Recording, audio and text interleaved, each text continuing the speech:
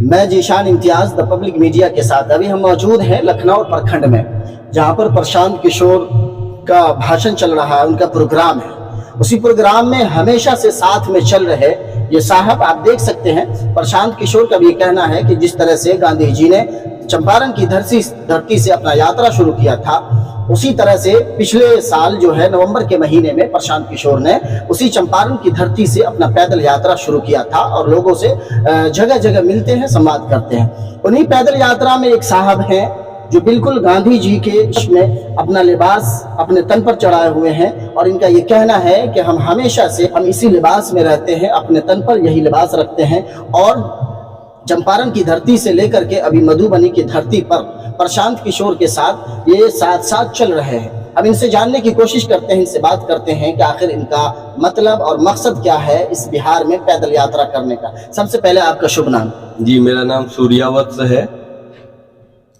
चंपारण की धरती से ये यात्रा शुरू हुई है? जी, वहाँ से ही शुरू हुई है, जहाँ से राष्ट्रपिता महात्मा गांधी जी ने फिरंगियों अंग्रेजों के खिलाफ ये यात्रा की थी। वहीं से ये यात्रा जन स्वराज की यात्रा चल रही है। सर, आपके तन पर जो लिबास है, इस लिबास का क्या मतलब? ये तो सादगी का प्रतीक है। सबसे बड़ी बात है कि राष्ट्रपिता महात्मा गांधी जी इसी भेष में, क्योंकि भारत की जो स्थिति उस समय थी थोड़ी सी बदलाव हुआ है, लेकिन आज भी वही स्थिति है। गरीबी टूट के है।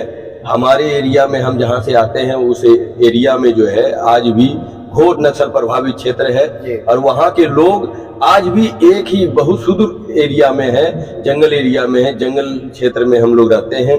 वहाँ पे आज भी लोग जो है एक ही कपड़ा में पहन के फिर उसको खींच के सुखा के फिर अदनंग होके फिर उसे पहनने का काम करते हैं। आज भी वही स्थिति है। इसीलिए उस जमाने में जिस समय देश गुलाम था अंग्रेजों का, उस दौर में जिस वजह से गांधी जी ने कपड़े का त्याग किया, उसी दौर उसी स्थिति में उसी देश में आज हम 15 वर्षों से लगभग 15 वर्षों से हमने कपड़े का त्याग कर रखा है, सूट बूट का त्याग कर रखा है कि हमारे लोग जिस भेष में रहते हैं, हमारे किसान जिस भेष में रहते हैं, महिलाएं जिस भेष में रहती है। दिक्कत ये है कि हमारी महिलाएं जो भारत की संस्कृति है, जो भारत माता कहे जाते हैं, हम लोग माँ की रक्षा करते हैं, हमारी माता भी जो है एक ही कपड़े में अदनंग भेष में रहते हैं और इसलिए मैंने त्याग कर रखा है और पूरे जीवन मैं इसी भेष में बिताने का प्रण ले रखा हूँ। जब तक लोगों की स्थिति ना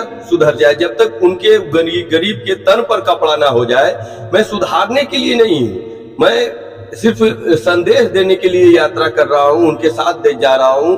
और ये जो बदलाव है, ये जो बदलाव की मुहिम प्रशांत किशोर जी ने छेड़ रखा है, इस मुहिम में मैं उनका सहयोगी के रूप में जा रहा हूँ, साथ चल रहा हूँ, ताकि ये जो है बदलाव में मैं कंधा लगा सकूं और बिहार की स्थिति को बदल सकूं। यही मेरी प्रण है, मेरी इच्छा है निजी। इसमें मैं पूरा जीवन झोंक रखा हूँ। मैं कहीं से भी इसमें परहेज नहीं करता हूँ, कुरेद नहीं करता हूँ कि मेरे जीवन में क्या होने वाला है, इसके वजह से तकलीफ होने वाला है। जो बहुत सारी तकलीफें भी आती है, लेकिन उस सब को भी झेलते हुए, पारिवारिक बच्चे बड़े हैं, उनकी दायित्व उनका भी निर्वाह करता हूँ यहाँ से जाके।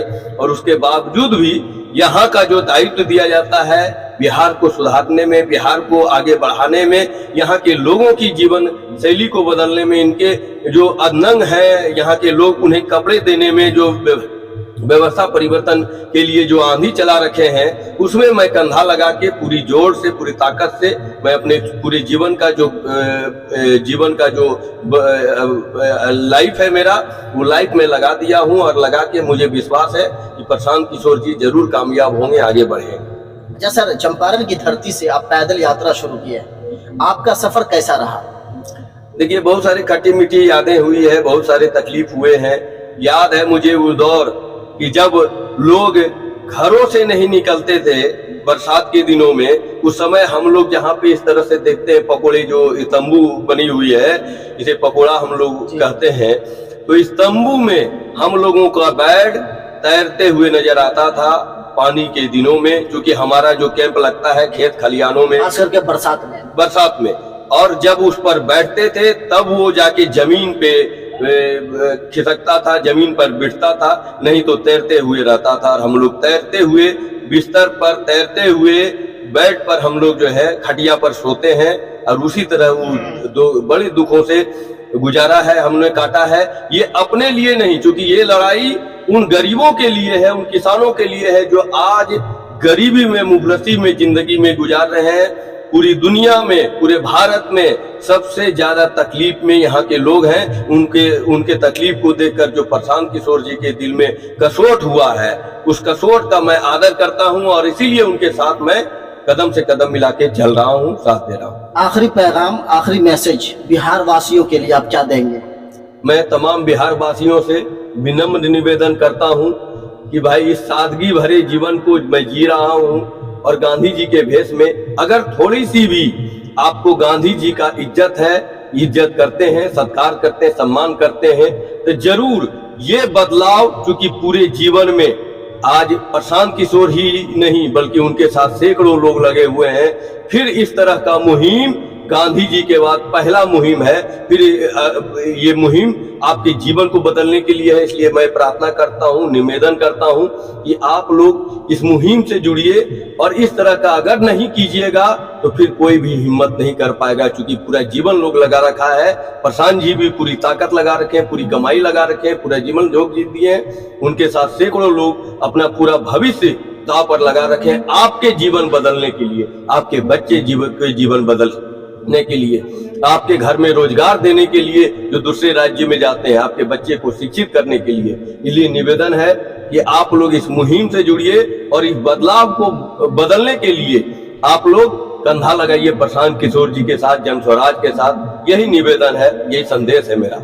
बहुत बहुत शुक्रिया आपका, आपसे बात करके बहुत अच्छा लगा। चलिए, धन्यवाद पत्रकार महोदय, बहुत बहुत मुझे भी खुशी हुई। मैं संदेश दिया पूरे बिहार के लोगों का, ये संदेश घर घर तक पहुंचे, ये आपसे कामना है और लोग इसमें समझें और बदलाव लाएं, यही विश्वास के साथ मैं दिया हूँ। धन्यवाद, शुक्रिया।